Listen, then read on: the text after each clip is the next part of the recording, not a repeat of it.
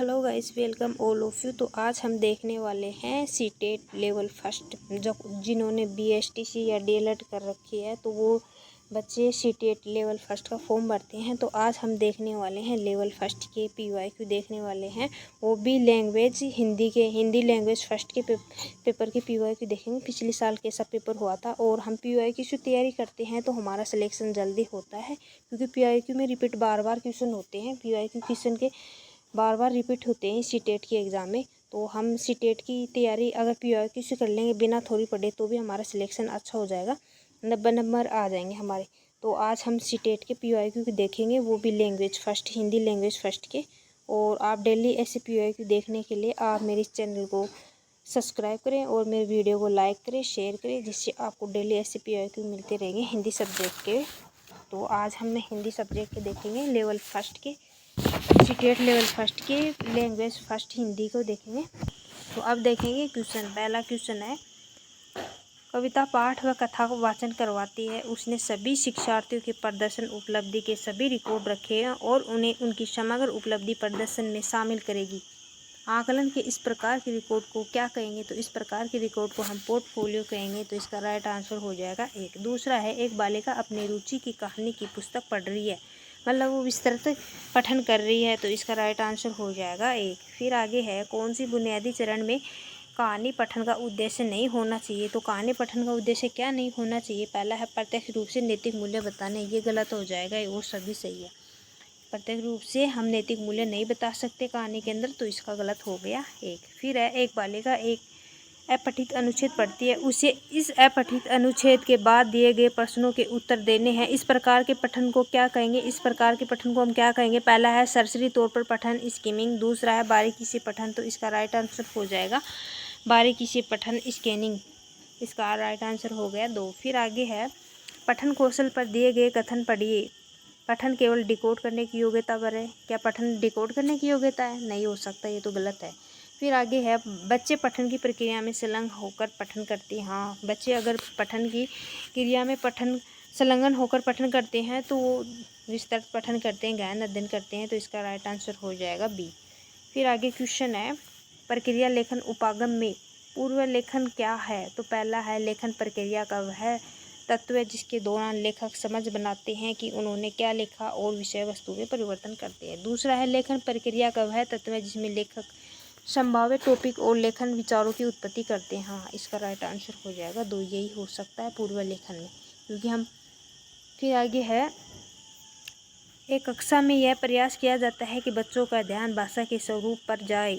इसके लिए दीवारों, कक्षा, पुस्तकालयों, ऑडियो वीडियो सभी प्रकार का प्रयोग किया जाता है। तो इसे किस रूप में वर्णित करेंगे? तो इसे पहला है भाषा बोधगम्यता। नहीं, भाषा बोधगम्यता में नहीं कर सकते। दूसरा है निवेश समृद्ध परिवेश, क्योंकि जैसा परिवेश होगा बच्चे वैसी भाषा सीखेंगे। तो इसका राइट आंसर हो जाएगा 2।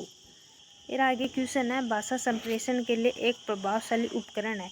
क्या भाषा संप्रेषण के लिए एक प्रभावशाली उपकरण है? दूसरा है, भाषा सामाजिक संदेश संप्रेषित करने में मदद करती है। हाँ, ये दोनों सही हैं। भाषा संप्रेषण के लिए एक प्रभावशाली उपकरण भी है और सामाजिक संदेश संप्रेषित करने में भी मदद करती है। तो इसका राइट आंसर हो जाएगा 3 और व्याख्या भी सही कर रही है। इसका राइट आंसर हो गया 3।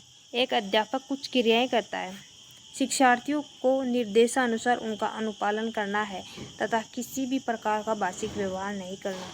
पहला है ड्रामा। दूसरा है कुल भौतिक प्रतिक्रिया। तो इसका राइट आंसर हो जाएगा कुल भौतिक प्रतिक्रिया। फिर आगे है, एक अध्यापक का मानना है कि मुक्त लेखन द्वारा विद्यार्थियों को अपने भाषाई कौशल पुष्ट करने में मदद मिलेगी। तो इसका राइट आंसर क्या होगा? तो इसका राइट आंसर देखेंगे हम। पहला है, निःशुल्क स्रोत से लिया गया लेखन। दूसरा है, जो मन में आए उसे नियमों की चिंता बिना लिखना। इसका राइट आंसर हो गया यही, क्योंकि जो मन में आए उसे नियमों की चिंता बिना किए लिखना ही विद्यार्थियों को अपने भाषाई कौशल में पुष्टि करने में मदद मिलती है।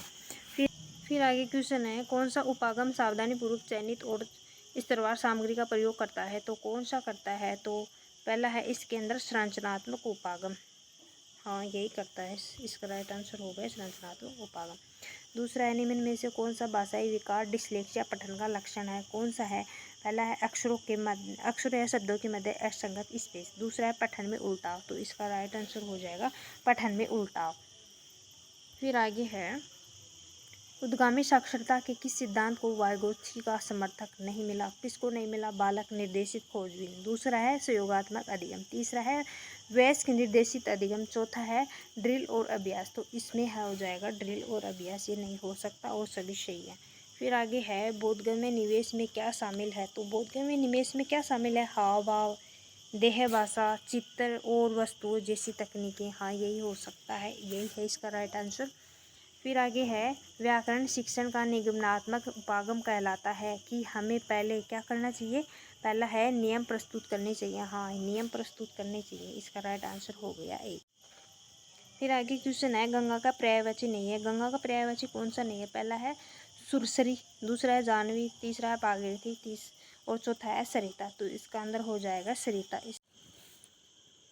फिर अगला क्वेश्चन है यह संसार अश्रु सागर में डूब रहा है, रेखांकित पद के स्थान पर कौन सा शब्द प्रयोग कर सकते हैं? तो कौन सा शब्द प्रयोग कर सकते हैं?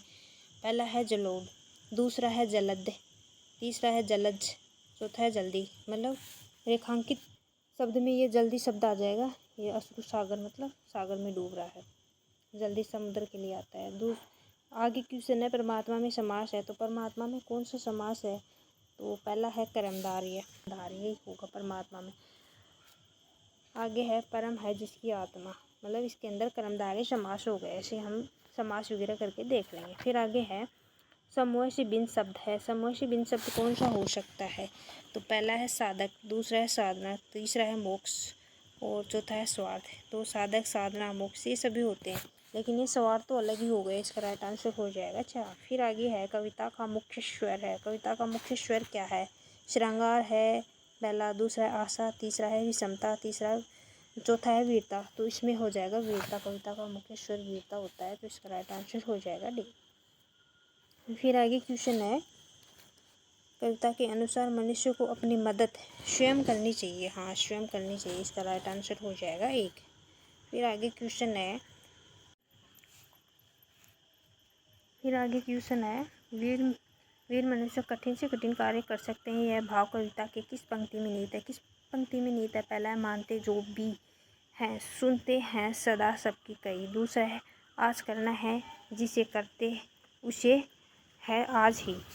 तीसरा है बोलकर वे दूसरों का मुँह कभी ताकते नहीं। चौथा है कौन ऐसा काम है वे कर जिसे सकते नहीं। तो इसका राइट आंसर हो जाएगा ये 4। फिर आगे है वीर मानव के स्वभाव में सम्मिलित नहीं है। कौन सा सम्मिलित नहीं है वीर मानव के स्वभाव में?